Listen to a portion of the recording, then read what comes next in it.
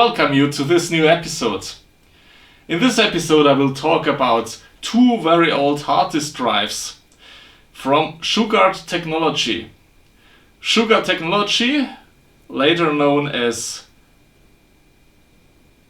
Seagate, manufactured the first 5¼ inch hard disk drive, namely the ST506. This is this drive here.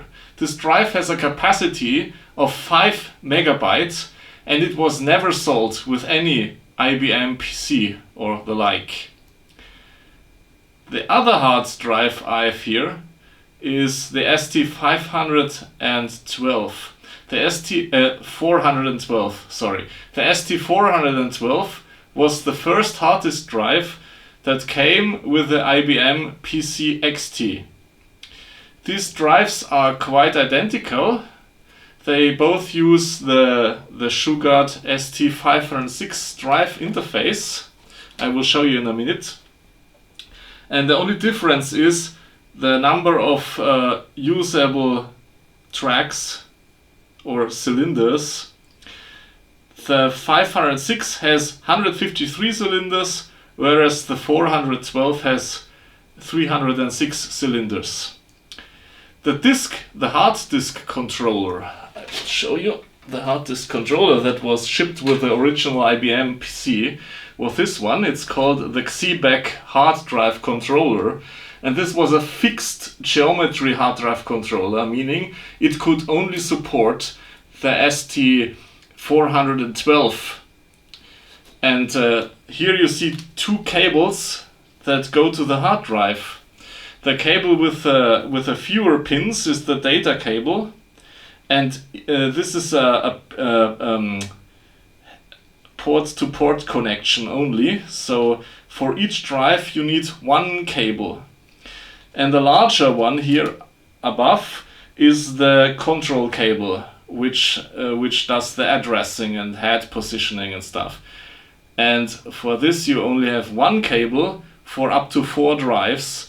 And it works similarly to floppy drive cables, where then some of the signals are exchanged, so they are twisted. Part of the cable is twisted between the drives. Let's put it inside. My setup here is an IBM PC XT. Well, not exactly. It's IBM PC clone. It's a turbo. Yeah, it's a turbo XT. With a WIC, a NEC V20 CPU and the 8087 coprocessor, but that doesn't matter. And here I have another controller for the floppy drive, original. No, this is a CGA graphics card, and another one for serial port. And I did the trick with the BIOS.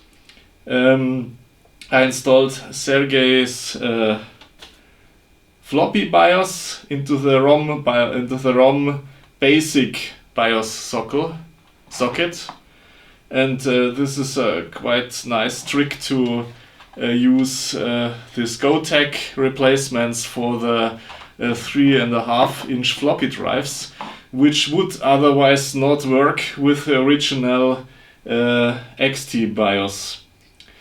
So I will turn on my second camera to show you more close up what's going on. So here you can hopefully read, yes, Seagate Technologies model ST506. So this is the first ever built 5¼ inch hard drive, and I've connected it to the original XEBEC hard drive controller of the IBM XT. And now let's turn this on.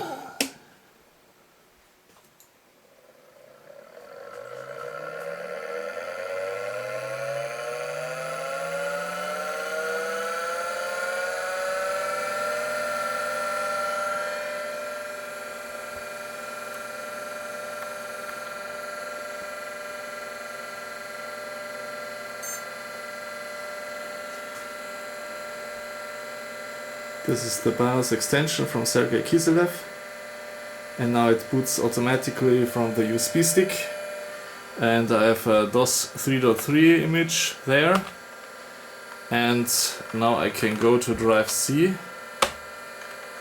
and as you can see, this works perfectly. This is the 4 MB hard drive. You may notice that when I run check disk, it is not exactly, not on drive A, it's not exactly 5 MB, but it's like 4.7 MB, and the reason is I could not do proper low-level formatting of this drive. So for every drive, the pair of drive and controller is important. You cannot just unplug the drive, plug it into another controller and assume it will work. It won't, because every controller has its special format. This is a typical Western Digital controller, and here I have an older version of the Western Digital controller. The Western Digital controller comes with an onboard BIOS, and you could just call the setup routine of the BIOS and do a low-level formatting. You could do this with a debug program in DOS, but just, for example, you would run debug, and then you would enter G equals C800 colon 5, and with this you could enter the low-level format utility. So what I did, I used SSTOR utility, and with the SSTOR utility you can use several different controller cards. There is a version for IBM PC XT and there is a version for IBM PC AT. And you see this detects the XEBEC controller, and you can do some diagnostics, or you can do a seek test, for example. And then you can see it does a seek test.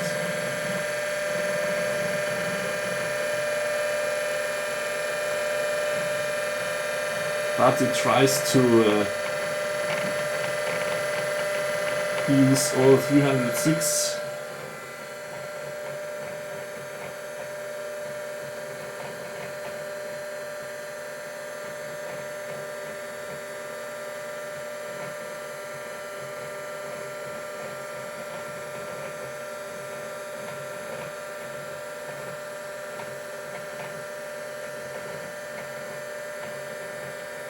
It's interesting that extremes to middle test has passed, since this drive does not have 306 cylinders. And now it does some strange things, I think.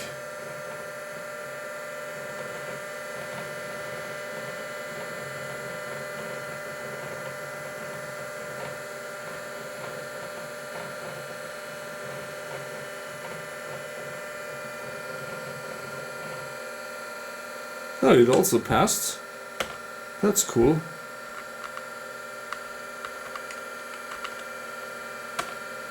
Let's do a quit. So what I did is manual setup. I did initialize, and I did standard initialize, and then I entered 306 cylinders because 153 was not possible. And after that it worked until some specific cylinder, which was around 150 something, and then I entered debug, I entered fdisk, and in the fdisk utility I created a partition with 1, and then I entered some working value. So for the cylinders, because the fdisk, one practical thing is, like if I delete this, the primary, as you can see here, it indicates the cylinder number 137. Yes, so now it's deleted. You create a new partition, primary partition. Here you say no, and then you enter like you enter 137, and now you get this. So it's quite practical that this works with cylinder numbers instead of percentage or capacitance. Come on. And now system reboots. And since we created the same partition again, the format should be still there. It is. And now we could copy some files from drive A and look at the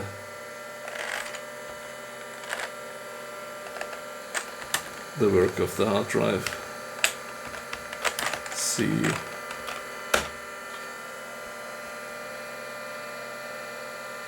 Oh, this is interesting.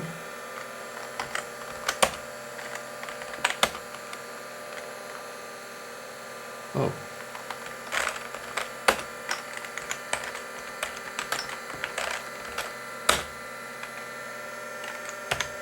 Let's reformat. Maybe this did something strange.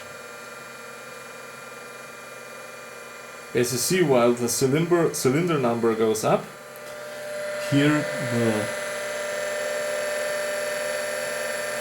the stepper goes in this direction, and here you have a light barrier, and when one of these metals crosses the light barrier, then the drive knows that there is track 0.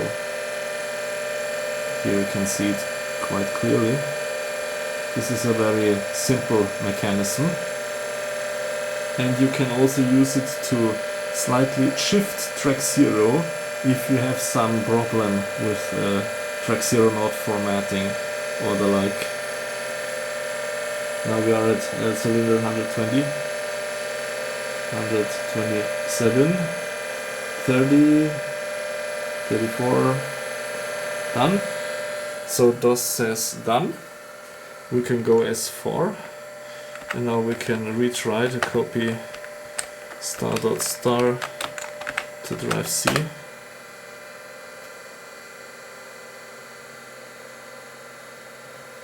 Yeah, this works now.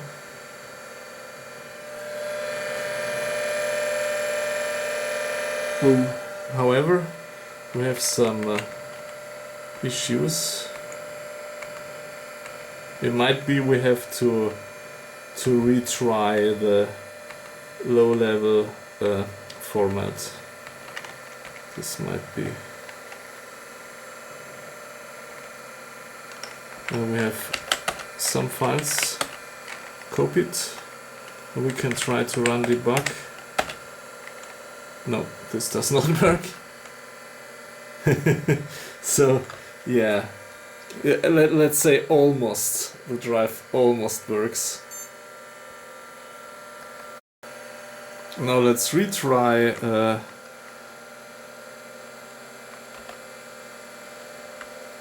initialization of the drive.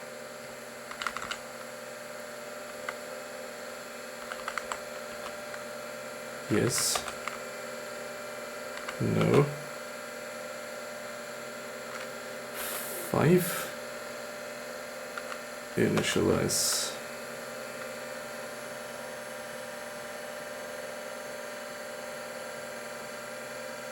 So we're doing the same as I did before. Now you can see the head. You can see the head moving. So the motor, this is a linear motor by the way. This linear motor now moves the head inwards, and it exactly looks like on a floppy disk drive. So the head doesn't move at an angle, it moves linearly into the drive. Of course I cannot open the drive to show you.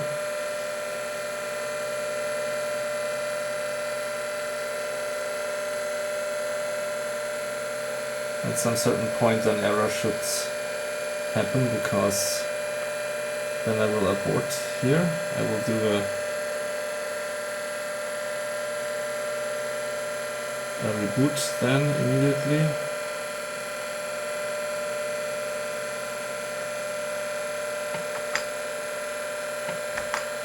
Now I do a reboot, and now the drive should return to track 0. So this works. And now we retry to create a partition and format the drive. So fdisk, create partition, no, and now we try again. 153, 153, it's right, and escape, reboot.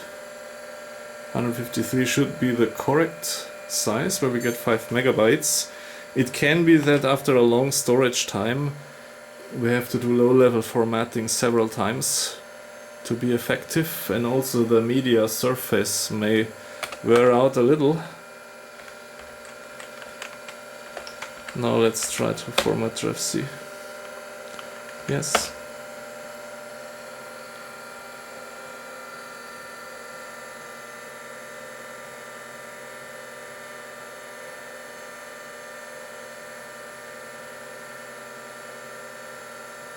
And still there might be some incompatibilities regarding access times. The data rate should be identical according to the manuals as far as I saw, but who knows, maybe there are some stepping delays that should be higher, head settling times and so on, so that the controller is incompatible, and maybe I have to look for another controller. But so far it looks very promising that this very old hard disk drive is still working.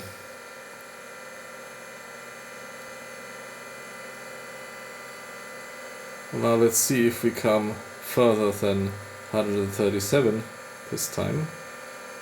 Still good. Wow. Wow. Didn't come so...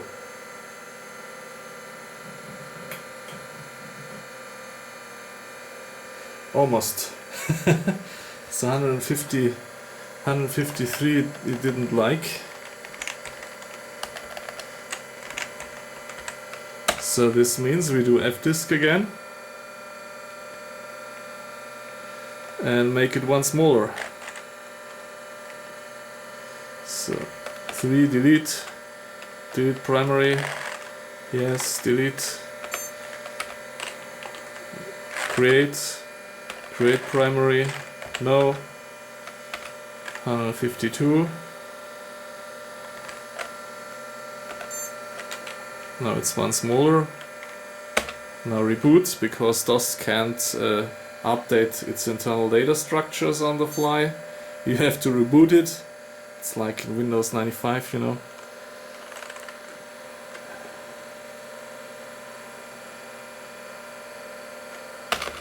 Now, again, format C.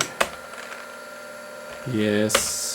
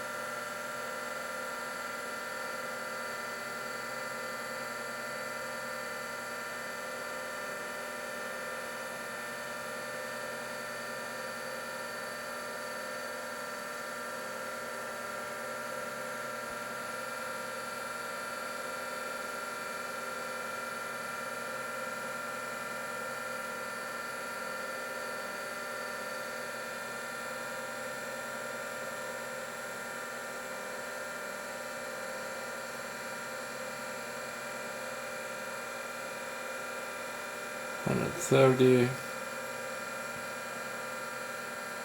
40, looks good so far. 152, okay. Aha, and now we have We are closer to the 5 megabytes. Look at that.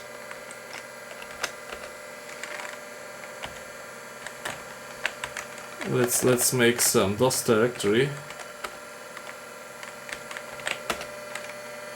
And now let's copy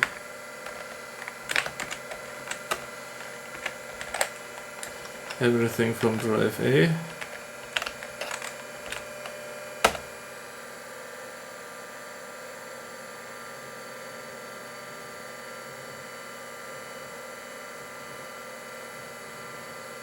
Ah, okay, there's a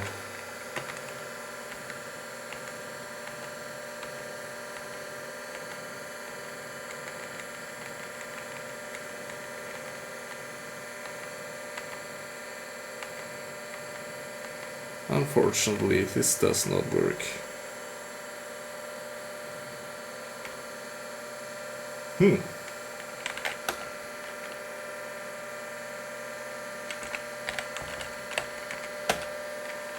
But the command we could start. So some data is some data integrity is there.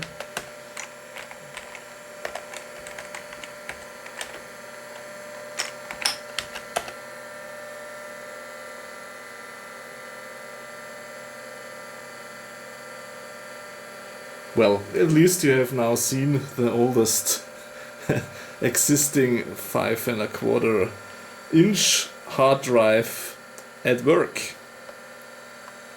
So in this episode I gave you a small impression on the world's first 5¼ inch hard drive. We were able to format it up to almost full capacity. However, with this controller, which may have incompatible timing or something in this direction, or with some problems of data integrity, there were some write errors coming from DOS. So maybe it's a controller thingy, or the surface of the platters is going bad. I might try to get another controller, because this one did not work.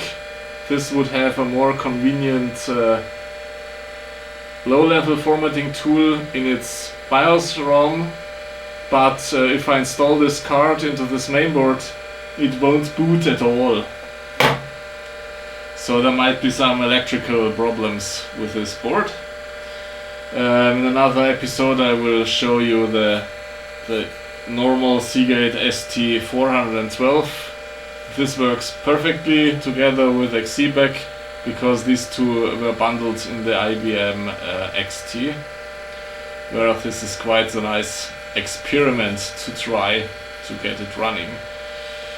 So, see you next time. Thanks for watching.